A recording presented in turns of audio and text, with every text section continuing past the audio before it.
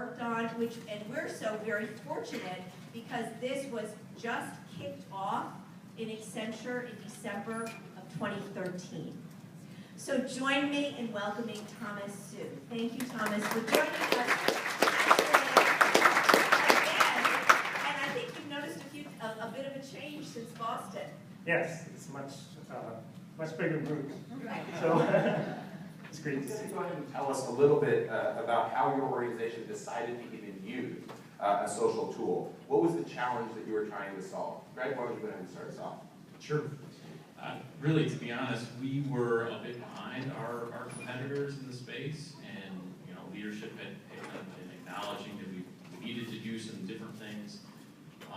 We also had a new strategy, a new chairman, a new strategy came along, so that things kind of came together. So we had some really good ideas on motivators. We had more barriers than motivators, which I'm sure everybody can relate to, right? There's all kinds of barriers. But as far as crowdsourcing information, crowdsourcing the ideas from employees. You wanted to get employee enablement, but do that via crowdsourcing. So that may be odd to some people, but if you have 20,000 or 30,000 people in your organization. About how many people have knowledge they never use. So it always seemed pretty important to me that people actually use knowledge. So we've gone from knowledge is power to using knowledge is power to sharing knowledge is power. But we're not all there yet. Okay, so we started with business objectives. We went out to, it's pretty simple, right? It's not rocket science. We went out to the business and said, what do you want the sales reps to be doing better? And, what kind of behavior should they have when they get out in the field? And then what knowledge or skill do they need to be able to behave that way? To use what seems like a very, very, very simple formula, which is we're going to start with business goals. Then we're going to talk about client needs. And you could argue that, we talk about client needs and that's business goals. Those can be moved around. And then we're going to talk about social. Versus, here's Snapchat. Let's talk about how we're going to use Snapchat. No.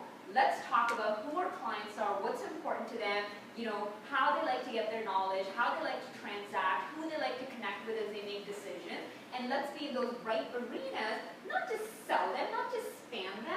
So I think that's one of the challenges is any sort of existing platform that's squarely from a user model, they're struggling. They don't know how to price it, and we would even throw out kind of creative things and their heads would explode. So going with Coursera, Udacity, or edX, with edX, the advantage, and I've got Andrew Miller, who is our program director for Gymnasium, is more on the details of it now than I am. But what we have there is it's open source. You can put up your own instance. So it's the cost of getting your own programmers or developers in to take and use the open source codes. And then it's you're paying for your own servers and all of that.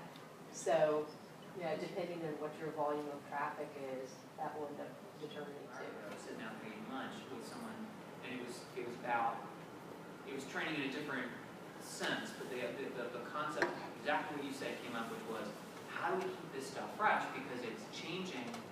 Even the monotonous jobs, even the person sitting out there, 5 years ago they may have had to, take a check and do. That is selfie.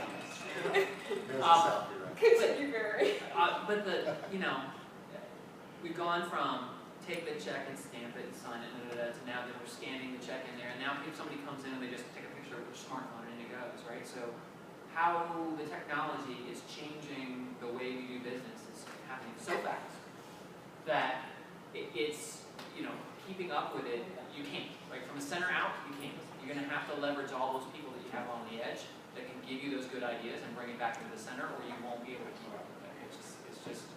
It's all about speed, right? Yes. It's too quick.